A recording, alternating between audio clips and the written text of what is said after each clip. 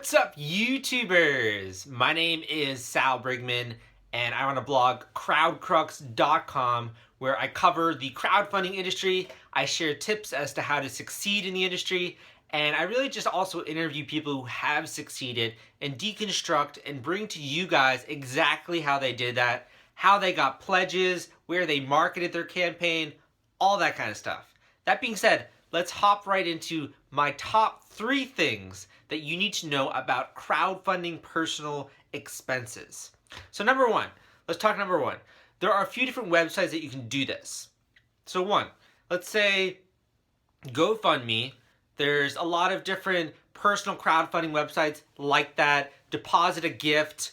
We're going to reference them again in a second.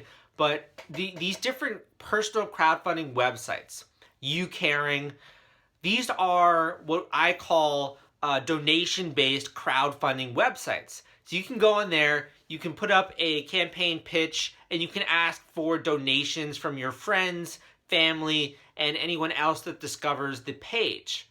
Now, GoFundMe has been super popular in the recent years as a way to get funding for a personal cause, whether that's medical expenses, that could be funeral expenses, or other types of personal expenses.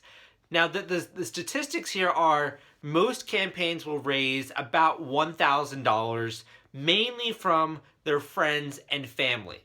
So if you're thinking that you're going to get pledges from around the world, from people just discovering you on the website, I hate to disappoint you, but it's very unlikely that that's going to happen. In the media, there are definitely examples of GoFundMe campaigns that have gotten lots of pledges.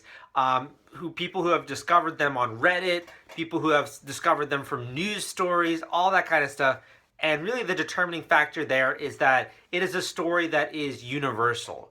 So maybe the Boston bombing victims, or people who really just empathize with this story, a homeless man turning in money when he could have actually kept it for himself. These are the types of human interest stories that the media is interested in, and the types of stories that tend to see dollars or pledges from around the world, and not just from the social network of that person.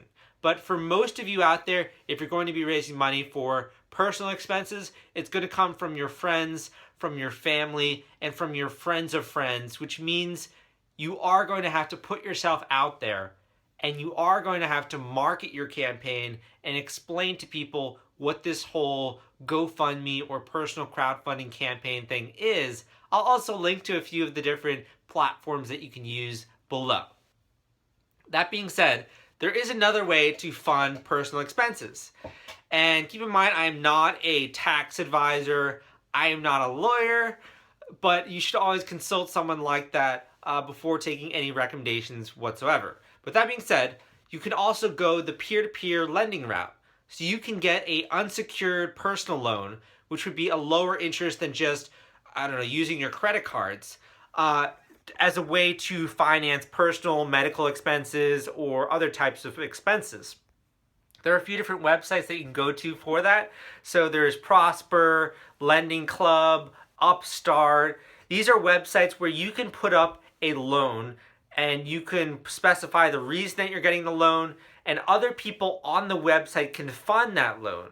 So some of those people might be institutions, some of those people might be just individuals who are using this as another way to get a return on their investment, but other people are going to fund that loan.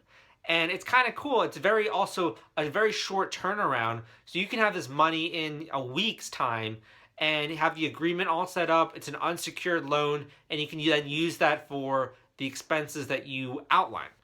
So an unsecured personal loan, which is referred to as peer-to-peer lending or debt crowdfunding, there are a lot of other platforms that you can use. And also, we've written a bunch of reviews on them as well, so I will link to some of those down below. The last thing I'll say is, if you're going to be crowdfunding personal expenses, it's very important that you have a calculated marketing strategy for your friends, family, and their friends, the second-degree connections. And I'm going to link to a long form, I believe it's a little over an hour, maybe 1 hour, a webinar I did with Deposit a Gift, which is a personal crowdfunding platform, and they pretty much break down all the ways to go about reaching out to your friends and family, explaining what it is that you're doing, getting them excited about this initiative, this campaign, and how to not come off like you're begging for money, or how to not come off in such a way that it's like, I just really need this money.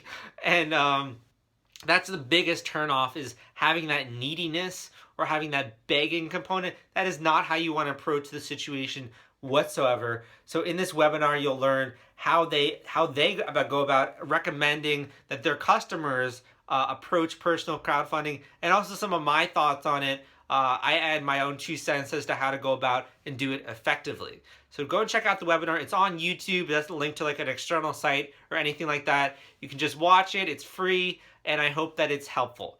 But that being said, those are 3 things that I wanted you to know about personal crowdfunding, and I hope it was helpful for you.